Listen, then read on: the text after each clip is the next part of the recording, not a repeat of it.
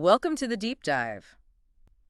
Okay, the Champions League semifinals are done and dusted, and wow, what a couple of weeks. Absolutely. The drama was, well, pretty much off the charts. It really was, and we've ended up with a final that feels, I don't know, different, unexpected maybe? Definitely unexpected. Think about it. First time since, 2004? No English, Spanish, or German team in the final. Exactly, over 2 decades. So Munich hosts Paris Saint-Germain against Inter Milan. That's quite the matchup. It is, and the way both teams got there tells quite a story, doesn't it?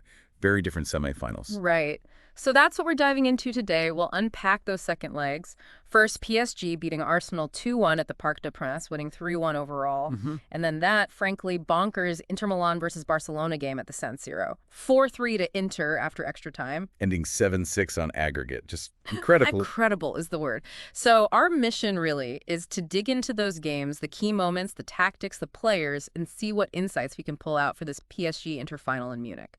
Yeah, trying to understand their strengths, maybe some weaknesses, and how they might match up against each other. Let's kick off with PSG and Arsenal. Okay. So, Parc des Princes. PSG were defending that narrow 1-0 lead from the first leg in London, and crucially, they were without Ousmane Dembele. Yeah, a big miss, his dynamism. But they managed it. Fabian Ruiz got them going, didn't he? 27th minute. He did. A nice hitter, actually. Came from a really sharp counterattack. That seemed to be the plan, right? Yeah. Let Arsenal have the ball sometimes, but be ready to pounce. João Neves involved in winning it back, I think. Yeah, good work from him. And then a really pinpoint cross from Hakimi. Perfect for Ruiz.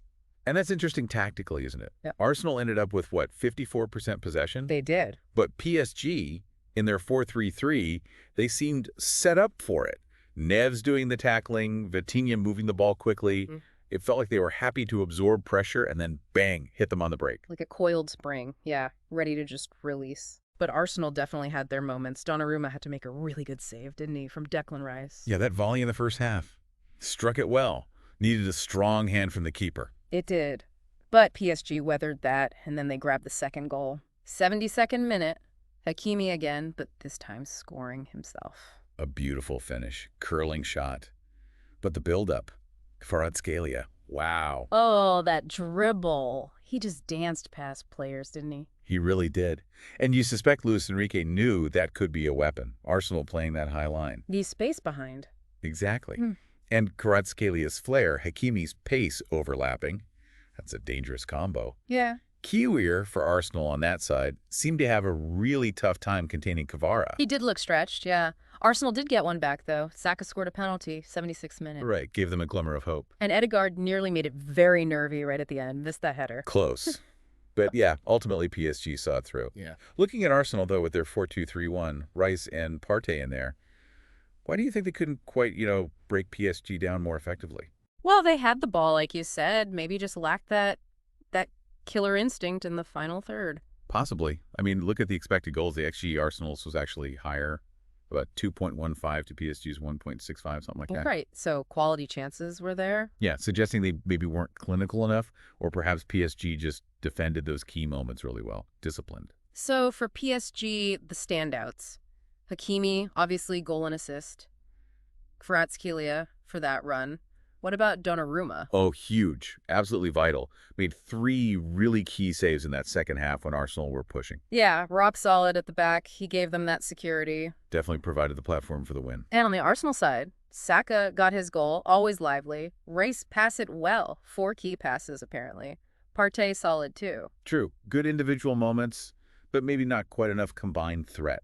Lacked that consistent spark to unlock PSG. Yeah, felt that way. PSG, on the other hand, just seemed ruthless on the counter. 2 goals, 3 shots on target. That's clinical. It's incredibly efficient. And it fits their knockout stage form, doesn't it? That huge 10-0 win earlier, the tight 5-4 against Villa.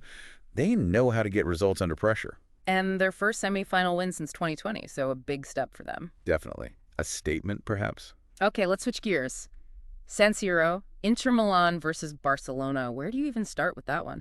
Yeah. But just madness, wasn't it? I remember the first leg was 3-3, already full of drama. Right. Thuram's record goal, Dumfries grabbing 2, Barcelona fighting back, set the stage perfectly. It really did. And Inter came out flying in the second leg. Lautaro Martinez, 21st minute. Yep. Great finish. Barella with the assist, I think. A good cross. Exactly. And then Dumfries again. Just before halftime, header from a DeMarco cross. 2-0 up at home. You're thinking, okay, Inter have got this. Aggregate 5-3 at that point. You are. You really are. Comfortable position. But Barcelona, you just can't write them off. never. Second half, they just exploded, didn't they? Eric Garcia pulls one back, 54th minute, good volley. Right. And then, like, 6 minutes later, bam, Ani Olmo levels it. Raphinha involved in that one. Suddenly, it's 2-2 on the night, 5-5 aggregate. Game completely flipped. Total momentum shift. You could just feel the belief surging through that Barca team. And then they actually went ahead. Raphinha, 87th minute, 3 goals in about half an hour. Incredible turnaround. At that point, 6-5 to Barcelona on aggregate. You're thinking, okay, now it's done. Barca are going to Munich. You absolutely are, but this tie just refused to follow any script. Injury time, 93rd minute. A Serbi gets up, heads it in. Unbelievable drama. Yeah. Forces extra time. Just stunning. And then, in extra time, in to find the winner, Davide Frattesi, 99th minute. The decisive blow. 4-3 on the night. 7-6 aggregate. What he gave. Absolutely breathless stuff. So tactically, how did that unfold? Inter's 3-5-2 seemed effective early on. Yeah, the wingbacks, DeMarco and Dumfries, were key. They really pushed high, trying to get in behind Barca's fullbacks. Caused problems. And Talhanoglu pulling the strings in midfield. Definitely. His passing range is vital for them. And Sommer made some important saves, too, when Barca were pressing. And Barca, their usual 4-3-3, loads of possession again, 56%. Yep, typical Barca style. And you saw flashes of brilliance, Yamal's dribbling, Pedri's passing.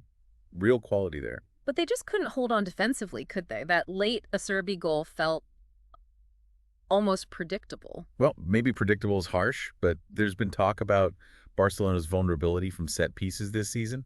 Apparently, a decent chunk of goals they've conceded came that way. Yeah, interesting. So that Acerbi header wasn't a complete bolt from the blue. Perhaps not entirely.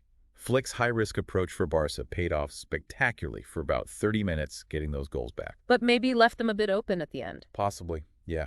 Couldn't sustain it, couldn't see it out. So for Inter, who stood out in that chaos, Lautaro got 2, obviously crucial. Huge performance from him.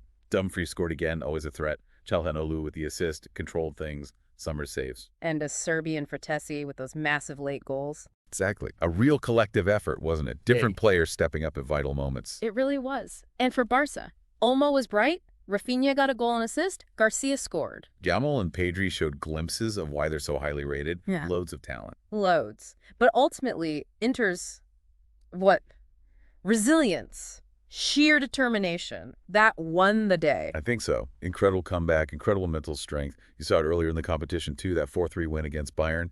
They know how to navigate these tight, crazy knockout games. Whereas Barcelona, despite the magic from the youngsters, just couldn't manage the game at the end. A painful collapse for them. Very painful.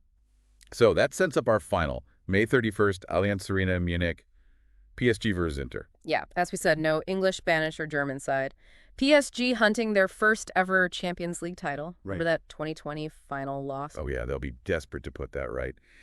And Inter going for their 4th title. They lost last year's final to City, of course. So both teams have recent final experience, albeit one winning, one losing. Adds another layer to it. And a Champions League spot for next season is on the line, too. UEFA Super Cup entry. Lots to play for beyond the trophy itself. Plus Lincoln Parker doing the kickoff show, apparently. Bit random, but okay. Yeah, adds to the occasion, I guess. So the tactical battle, this looks fascinating on paper. PSG's 4-3-3. Yeah, loads of flair there. Kvaratskhelia, we saw what he can do. Hakimi bombing forward. They scored a lot of goals, 28 in the competition. But the Dembele situation is still a question mark, right? Yeah. If he's out, who steps in? Ramos, Kolomuani. Could change their approach slightly. It could, yeah. They'll need someone to stretch Inter's defense. Inter, with their 3-5-2, are usually so organized. Very solid defensively. And those wingbacks, DeMarco and Dumfries, they're key both ways. Absolutely. Midfield battle looks tasty, too. Çalhanoğlu and Barella for Inter, providing that mix of control and energy. And up front, Lautaro, he's been on fire, hasn't he? 9 goals in the tournament. Incredible form. And Inter, statistically, they don't let opponents dribble past them much.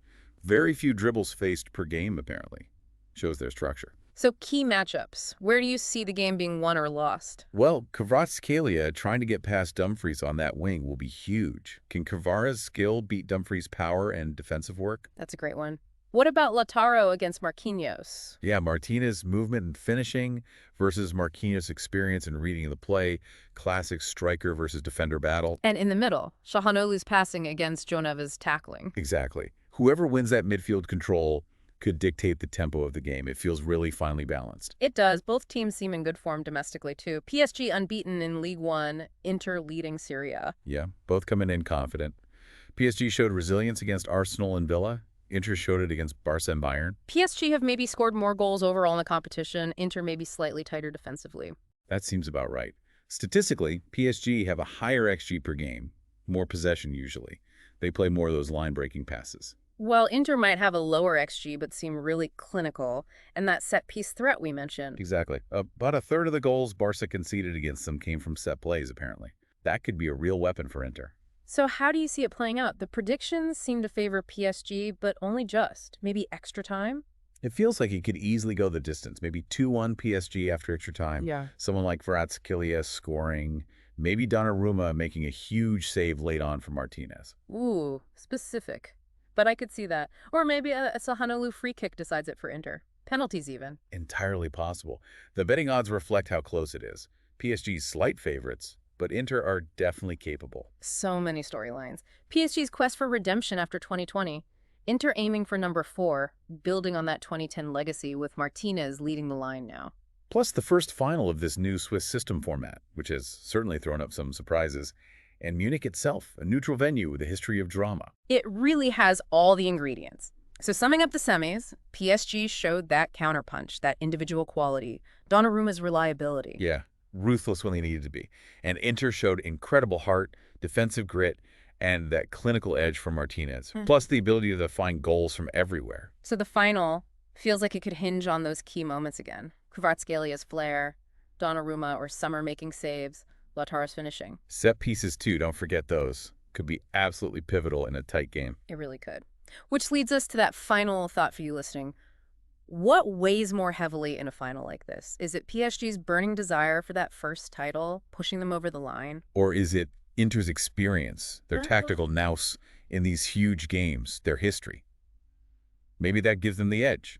Or does it just come down to one moment of magic, one mistake? Fascinating questions. A real contrast. It is. We'll find out on May 31st. Indeed. You can follow it all live on the usual channels, Paramount, plus TNT Sports, Movistar, all the official feeds. And remember, things like Dembele's fitness could still change the picture before kickoff. Always factors on the day. But it promises to be a great final. It certainly does. Thanks for taking this deep dive with us today.